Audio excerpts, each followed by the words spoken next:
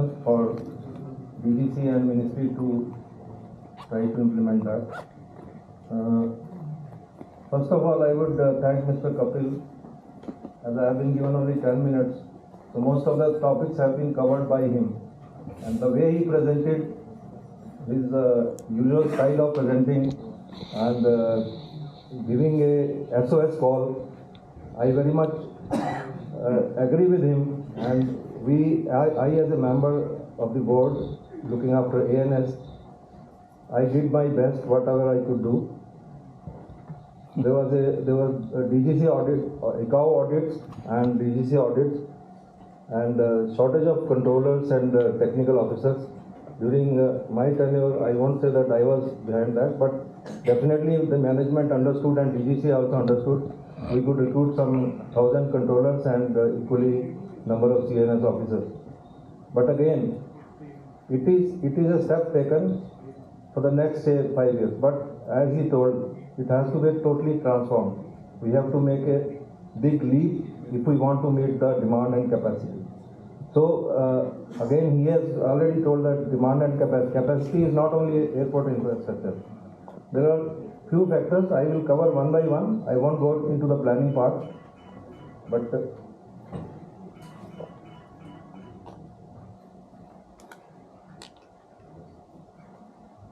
so we call such airports as constrained airports when the capacity is less than the demand. We call it a constrained airport in terms of aviation terminology.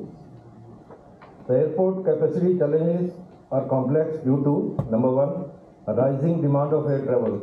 Now everybody is traveling by air. Nobody would like to spend three days and 4 nights in a train going from Delhi to Chennai or going from Delhi to Trivandrum, and cost-wise also is not much. So a normal person can afford to travel by air, so that is the rising demand.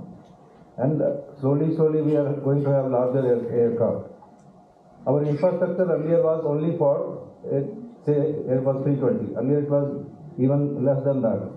We extended our runways for Airbus 320. But again, the airlines want to have bigger aircraft. So the present airfield, I cannot extend the runway unless it is all clear around. And you know, when the airport comes, there are so many buildings and marketplaces coming just in front of airport. So we do not get that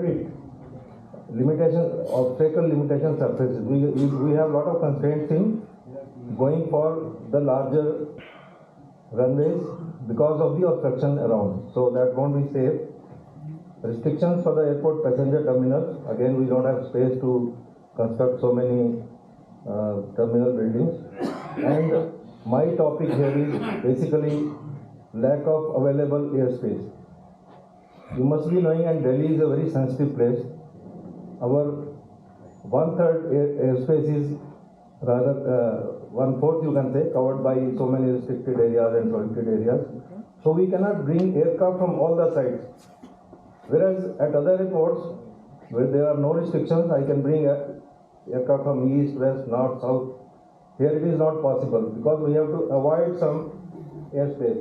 I think this presentation, when I talk about airspace planning and airspace infrastructure, I would like to say that, as Mr. Agarwal has told, what we have done in airspace, the capacity enhancement. See, during 2015, we had a very good committee and meeting with the Air Force people and Army people, and we call that concept as flexible use of airspace. We have come up with more than 100 routes which are CDR. CDR is conditional routes. You know, the Air Force people, they generally fly in daytime. So night time their airspace is free. So now they have agreed to give their airspace to us during night when they are not operating. So with that, international airlines, even our airlines, those who are overflying from east to west, west to east, they are saving hundreds of tons of fuel because their route has become short. Otherwise, they'll route from one place going to Jaipur and then to other places like that. So now with modern equipment, Mr. Agarwal is there. During his time, we had secondary radars and lot of automation systems. So controllers feel comfortable of giving direct routing. Otherwise, during my time in 1990s, we were having only primary radars. So with primary radars, the controllers are not very, you can say, confident in giving the direct routing, and that was not possible also.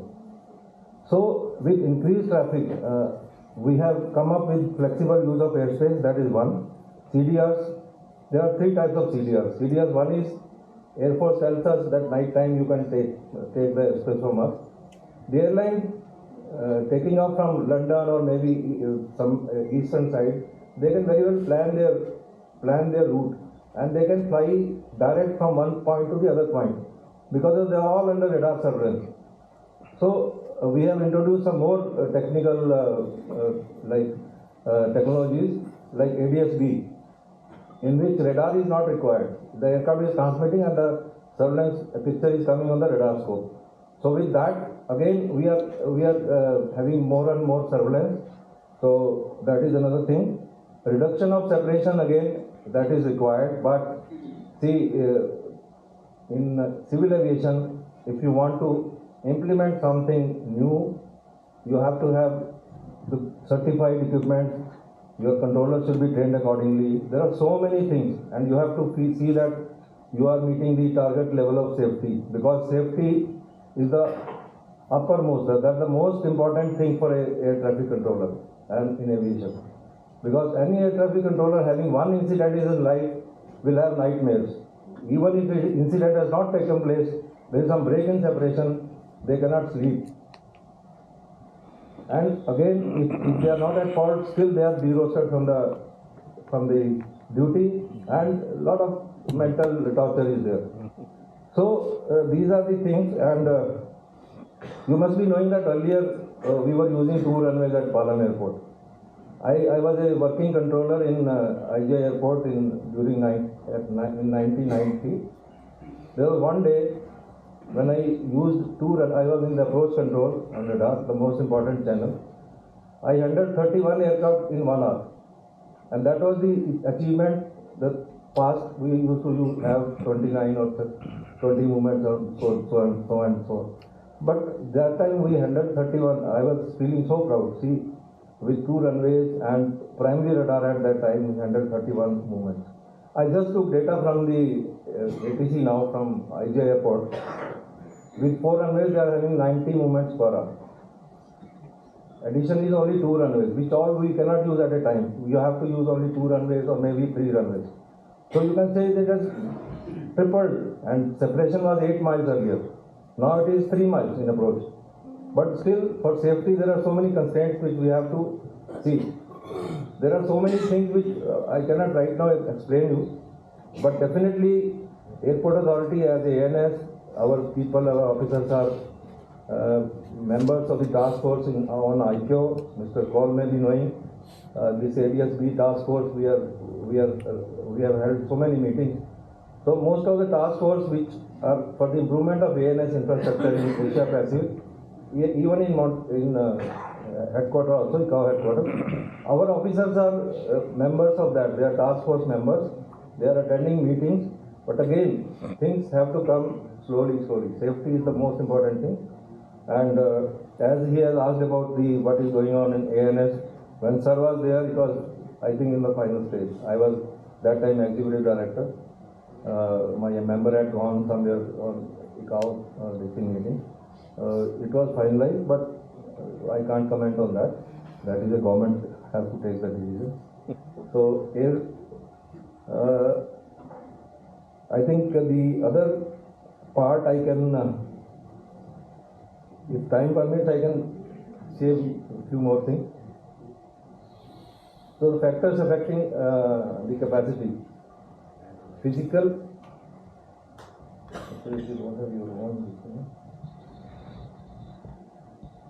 Okay.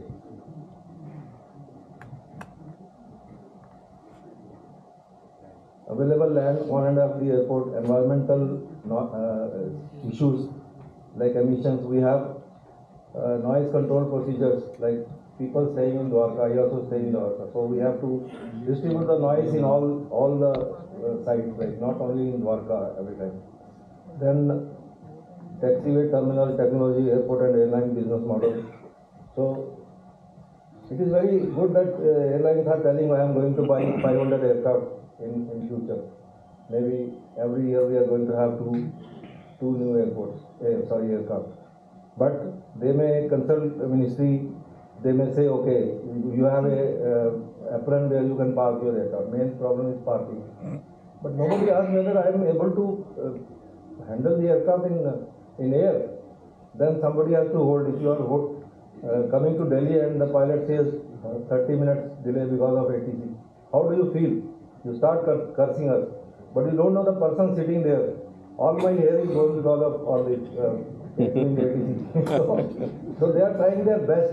I think they are the best judges how to have safety, as well as our main training is like that, to have safe and expeditious and economical air traffic.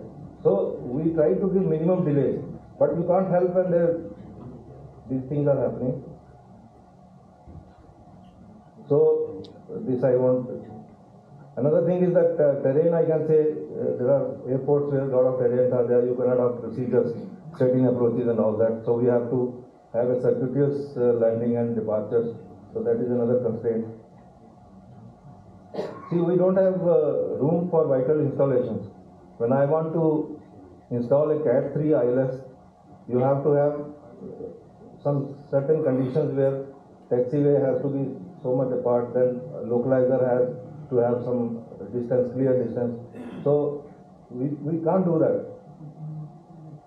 Then obstacle also has is in a regular departure. Larger aircraft need longer and wider runways.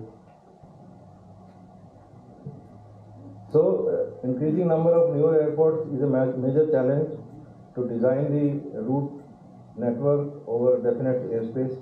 Restricted airspaces, I am very thankful to Air Force and because they understand now. So they have given a lot of their restricted airspace to us to fly during when they are not flying. We are having hotlines with them so that when they are not flying, they okay, you can take over the airspace like in India. So we take over the airspace. The aircraft is saving not less than say 30 or 40 miles, coming straight from north and coming and landing. Then environmental constraints like fog. Nowadays, if somebody has to travel, you are not sure whether you will be able to take off and when you are going to land, and whether finally where we land. Suppose we are going to Jaipur. Jaipur again is a fog bound now. So where you will go? So all these things are there, which we have to. These are all natural phenomena. So you can't control them, but definitely you can check that. And we have started the air traffic flow management. Whenever there is conditions below the visibility conditions, we start doing the air traffic flow management, in which all airlines are participating, Air Force is participating, all the operators are participating. They are sitting there, and they tell, yes, this particular flight is important because it has connections. So they deliberate amongst themselves and they give priority to that aircraft. So that slot allocation is dynamic that time, and they have very good understanding. We have thousands of meetings for going through this procedure, and definitely we are doing good to nation when we save a lot of fuel. Otherwise, again, once you take off, you are not able to land. You have to hold. That means you are burning fuel only. So that air traffic flow management is another technology which only few countries are having, but India has. We started in 2018. Then a lot of closures of airport. See, when I was in Palam, the airport show was held in Palam. So you have to close the airspace for 3-4 hours. So now it is being handled at Hindal. So these are the things that we brought a lot of improvement. So how to win these constraints? Like Mr. Kaul has said, we should have long-term vision. We should have properly manage our resources. Process optimization. Know the business trend. कितने जहाज ला रहे हैं, airline, how many aircraft they are bringing, harnessing technology and agile methodology. So these are the things where we can do something for the future. Thank you so much. I won't go further because time is a constraint. Otherwise, I can speak for hours together on. Thank you so much. Thank you. Thank you, Mr. Datta. We'll take the questions at the end of the session. Now I'll request Charul Shukla, Executive Director Architecture.